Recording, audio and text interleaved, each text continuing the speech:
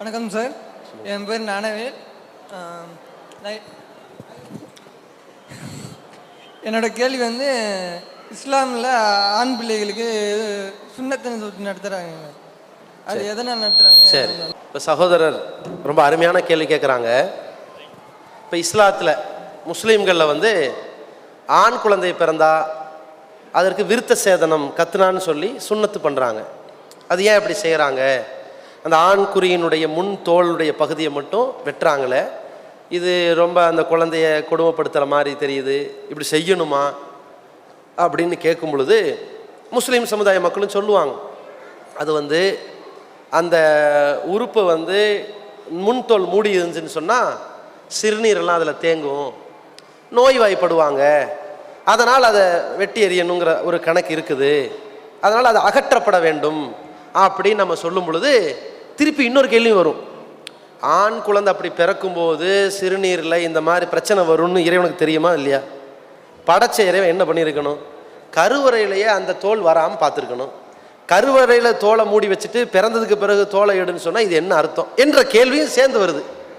அப்போ இது எதற்கு செய்யப்படுது என்ற விஷயத்தை நம்ம புரிஞ்சுக்கணும். நபிகள் பெருமகனார் முகமது அவர்கள் சொல்லிக் கொடுத்த வழிமுறைகளில் வந்து அது ஆண்டாண்டு காலமாக இப்ராஹிம் காலத்து வழிமுறைகளிலிருந்தே இருக்கிறது. ஆண் குழந்தைகளுக்கு விருத்த சேதனை செய்யணும். இது இப்ராஹிம் ஆபிரகாம் காலத்தில் இருந்த வழிமுறையிலிருந்தே இருந்து வந்தது என்பது பூர்வீகத்தில் பழைய ஏற்பாடு விவிலியம் இருக்குல்ல, அந்த பைபிள்லையும் இருக்குது. ஆனால் இந்த பவுல் என்பவர் புதிய ஏற்பாடை தயாரித்தார் இல்லையா, அவர் வந்து அதை நிப்பாட்டிட்டார், விருத்த சேதனை செய்யாதீங்க என்று கிறிஸ்தவ சமுதாயத்தில் மாற்றிட்டாரே தவிர பூர்வீகத்தில் என்ன விருத்த சேதனை செஞ்சாங்க. எந்த அளவுக்குன்னா, அந்த அக்ஸா என்று சொல்லக்கூடிய பள்ளிவாசல் பைத்துல் முக்கத்தஸ்ன்னு சொல்லுவாங்க, பாலஸ்தீனத்தில் இருக்கிறது.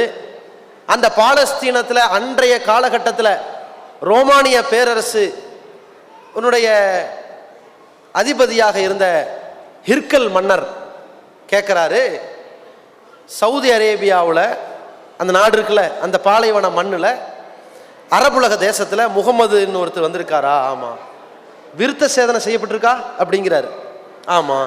இந்த விருத்த சேதனம் செய்ய சொல்லியிருக்கிறாரா என்பதை அவர் மீண்டும் ஞாபகப்படுத்தி கேட்பது, அந்த கிறிஸ்தவ மக்கள்லாம் அதை செய்திருந்தார்கள், யூதர்கள் செய்திருந்தார்கள். அதை மீண்டும் அவர் ஞாபகப்படுத்துறது காரணம் அது ஆண்டாண்டு கால வழிமுறையில் அது இருந்தது என்பதால் கேட்கிறார். ஏன் இதை சொல்றேன்னா, ஆண் குழந்தைகளுக்கு அப்படி விருத்த சேதனம் செய்வது என்பது ஆண்டாண்டு கால வழியாக இருந்தது.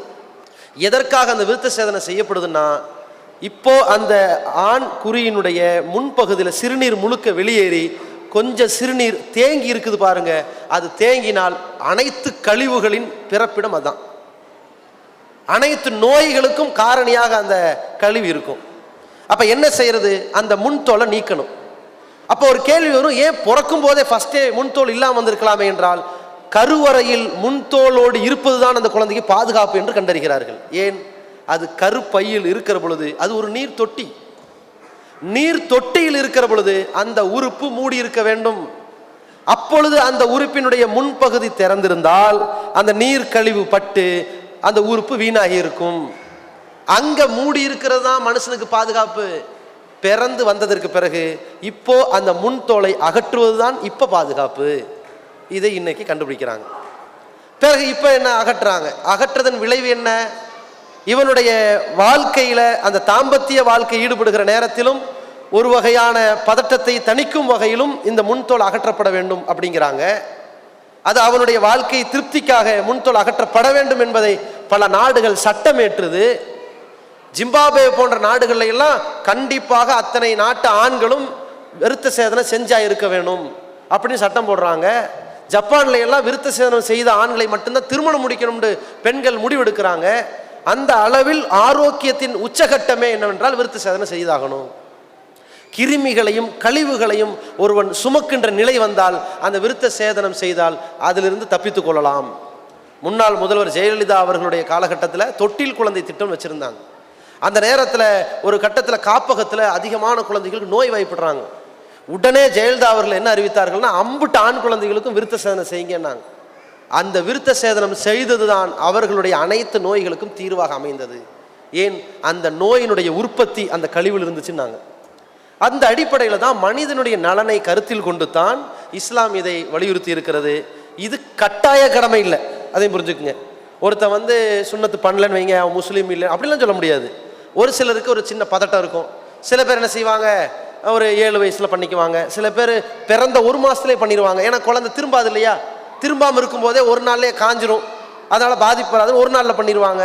அந்த சில பேர் 5 வயசில், சில பேர் 10 வயசில், சில இளைஞர்கள் இதை பற்றி தெரிந்து மருத்துவமனையில் ஒரு வாரம் ரெஸ்ட் எடுக்கிற மாதிரி ஒரு விருத்த சேதனம் பண்ணிக்கொள்வார்கள். இது அவங்கவுங்க தைரியத்தை பொறுத்து செஞ்சுக்கலாமே தவிர இது கட்டாயமாக செய்யலைன்னா அவன் முஸ்லீமே இல்லை என்று நாங்கள் சொல்லலை. இஸ்லாத்தினுடைய வழிமுறைகளில் எப்படி நகம் வெட்டுவது அழுக்கிலிருந்து காப்பாற்றுமோ, இவனுடைய துலக்குவது பல் வளக்குவது எப்படி அதில் இருக்கிற சேங்கிற அழுக்கிலிருந்து காப்பாற்றுமோ, அந்த நுனித்தோலை தன் வாழ்நாளில் ஒரு முறை எடுத்துட்டான்னு சொன்னா இவனுடைய வாழ்க்கையை காப்பாற்றுங்கிறது அடிப்படையில் சொல்லப்பட்ட வழிமுறை.